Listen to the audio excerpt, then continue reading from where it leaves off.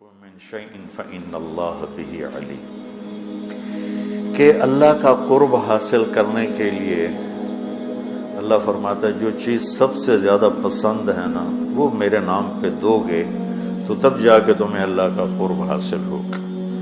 کہ محبت کے مقام تک پہنچنے کے لیے اپنی مرغوبات کو قربان کرنا پڑتا ہے، اور سب سے زیادہ انسان کو جو محبوب ہے وہ پیسہ ہے، کہ اس لیے پورے قرآن میں بے اموالکم و انفسکم، بے اموالکم و انفسکم، کہ اللہ کو پاؤ، اللہ کے دین کے لیے محنت کوشش کرو، اپنے مال اپنی جان۔ مال کا ذکر پہلے ہے اور جان کا ذکر بعد میں ہے، کہ حالانکہ جان قیمتی ہے مال سے، لیکن مال کو مقدم اس لیے کیا ہے کہ لوگ مال پر اپنی جانیں قربان کر دیتے ہیں۔ تو جب آدمی مال قربان کرتا ہے تو پھر جہاں مال لگتا ہے دل بھی وہاں چلا جاتا ہے۔ ایک صحابی آیا، یا رسول اللہ مجھے موت سے ڈر لگتا ہے۔ آپ نے فرمایا تیرے پاس کوئی پیسے ہیں؟ کہ جی ہیں۔ کہا وہ اللہ کے نام پہ خرچ کر دے، موت کا ڈر نکل جائے گا، کہ جہاں آدمی کا مال جاتا ہے وہیں اس کا دل بھی چلا جاتا ہے۔ امام زین العابدین علیہ السلام کی خدمت میں کوئی آتا تھا سائل، تو کہتے اللہ تیرا شکر ہے، تو نے میرا سامان میرے گھر پہنچانے کے لیے سواری بھیج دی۔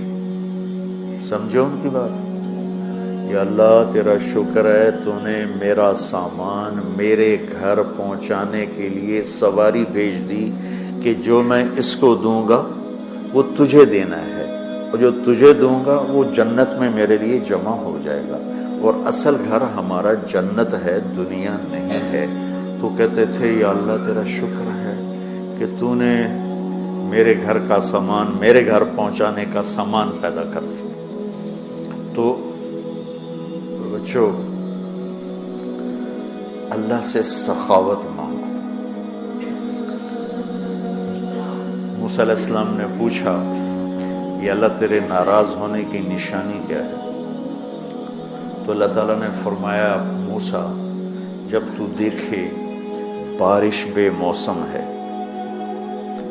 اور پیسہ بخیلوں کے پاس ہے اور حکومت نادانوں کے پاس ہے تو سمجھو میں ناراض ہو چکا ہوں۔ جب بارشیں بے موقع ہوں، پیسہ بخیلوں کے پاس ہو جو نہ خود خرچ کرے نہ کسی اور پہ خرچ کرے، اور حکومت بے وقوفوں کے پاس ہو تو میں ناراض ہوں۔ کہ یا اللہ جب تو راضی ہو پھر جب تو دیکھے بارشیں موقع پر ہو رہی ہیں، پیسہ سخیوں کے پاس ہے، حکومت سمجھداروں کے پاس ہے، تو تو سمجھ لے کہ میں لوگوں سے راضی ہوں اور ان سے میں خوش ہوں۔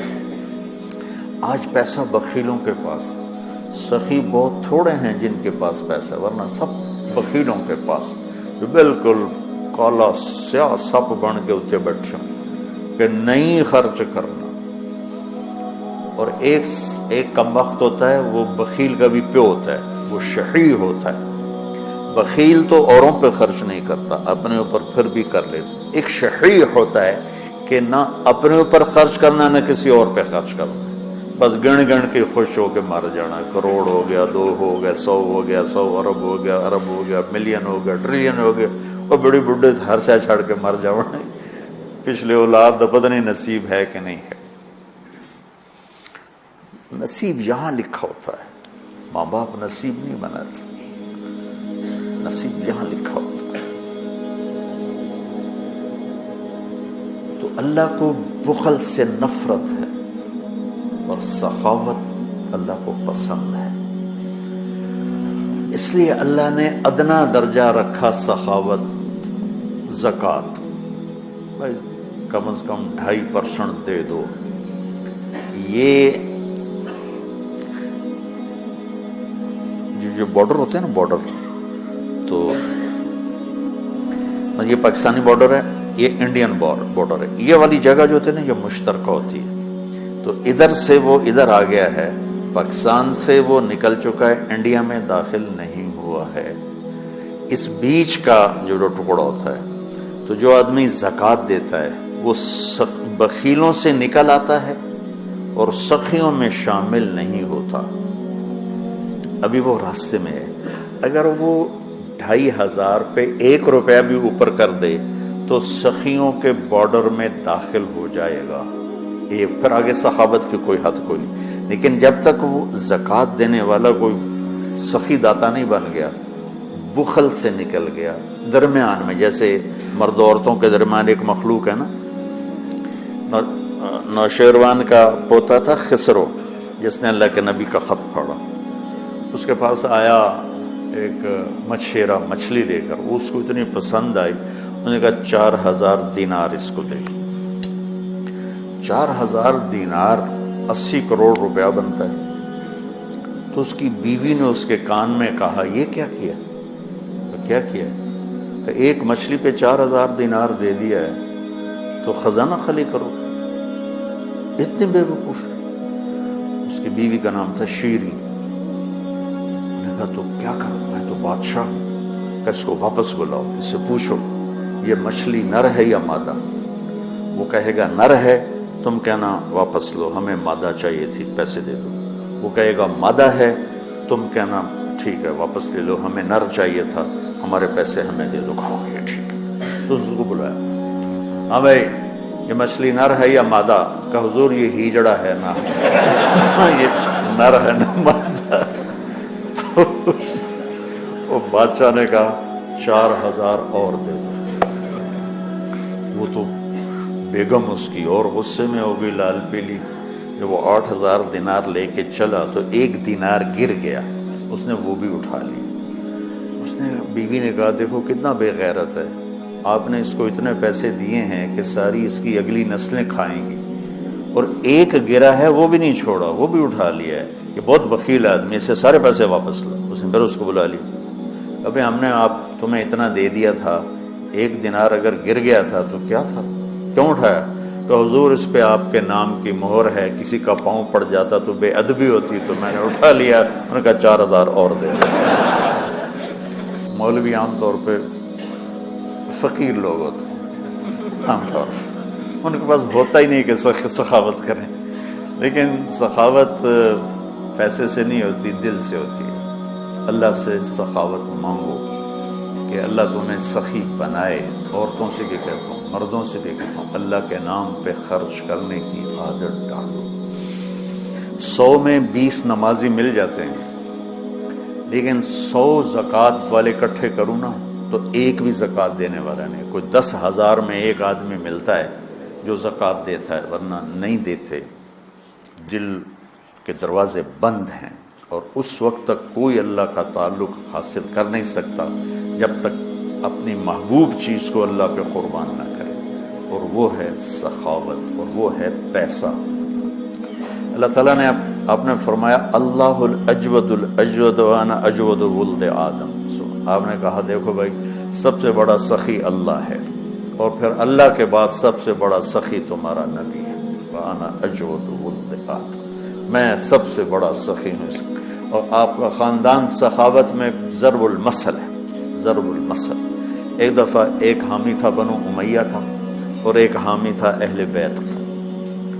دونوں نے کہا چلو بھائی مدینے میں دیکھتے ہیں کون بڑا سخی۔ بنو امیہ کا حامی کہنے لگا بنو امیہ بڑے سخی، اہل بیت کا حامی کہنے لگا اہل بیت بڑے سخی۔ اچھا چلو چل کے امتحان لیتے ہیں۔ تو بنو امیہ کا جو حامی تھا وہ گیا ایک اموی سردار کے پاس کہ غریب ہوں کچھ پیسے چاہیے، اس نے 10,000 دے دی۔ پھر دوسرے کے پاس گیا، اس نے 10,000 دے دی۔ پھر تیسرے کے پاس، 10 سرداروں کے پاس گیا، ہر ایک نے 10,000 دے دی۔ ان کے تو نام کہیں نہیں لکھے ہوئے۔ یہ جو اہل بیت والا تھا یہ گیا عبداللہ بن جعفر کے پاس، ضرورت مندوں نے 1,00,000 دے دیا۔ پھر گیا عبید اللہ بن عباس کے بعد، انہوں نے 1,00,000 دے دیا۔ پھر گیا وہ حسنین میں سے کسی ایک بھائی کے پاس، جب بڑے یا چھوٹے، انہوں نے 1,00,000 دے دیا۔ جب دونوں کٹھے ہوئے تو یہ 3,00,000 لایا، وہ 1,00,000، وہ 1,00,000 10 سے لے کر آیا، یہ 3,00,000 3 سے لے کر آیا۔ تو پھر وہ کہنے لگا ہاں بھئی اہل بیت بڑے سخی ہیں، چلو واپس کرتے ہیں۔ تو وہ جو اموی خاندان سے عقیدت رکھتا تھا اس نے جا کر کہا جی ہم تو ایسے ہی ضرورت مند نہیں تھے، ویسے ہی ہم ایک امتحان لے رہے تھے، تو آپ برائے مہربانی اپنے پیسے واپس لے لیں۔ میں نے کہا ٹھیک ہے، 10 کے 10 نے پیسے واپس لے لیے۔ اب یہ گیا اہل بیت والا عبداللہ بن جعفر کے پاس، پھر عبید اللہ بن عباس کے پاس، یہ حسنین میں سے کسی ایک کے پاس۔ تو تینوں نے فرمایا کہ اہل بیت کے گھر سے جب کوئی چیز نکل جاتی ہے تو واپس نہیں آتی، جاؤ تمہیں ہدیہ ہے، تمہیں ہدیہ۔ اللہ اعلم حیث یجعل رسالتہ، اللہ کو پتہ ہے کہ اس نے رسالت کہاں رکھنی اور کہاں سے چننی ہے۔ اللہ کو سخی بن کے دکھاؤ۔ بخیل سے اللہ دوستی نہیں لگاتا، اور سخی سے اللہ دوستی نہیں توڑتا، چاہے وہ فاسق ہی کیوں نہ ہو۔ اور شیطان کہتا ہے مجھے بخیل سے کوئی ڈر نہیں ہے، چاہے تو راتوں کو تہجد پڑھے، دن میں روزے رکھے، کہ اس کا بخل ایک دن اسے جہنم میں لے جائے گا۔ اور سخی سے ہر وقت ڈرتا رہتا ہوں کہ پتہ نہیں کب اس کی سخاوت اس کو جنت میں پہنچاتی۔ تو اللہ خود کریم ہے، سخی ہے، سخاوت کو پسند کرتا ہے۔ تو آپ بھی اس کی روایت ڈالو۔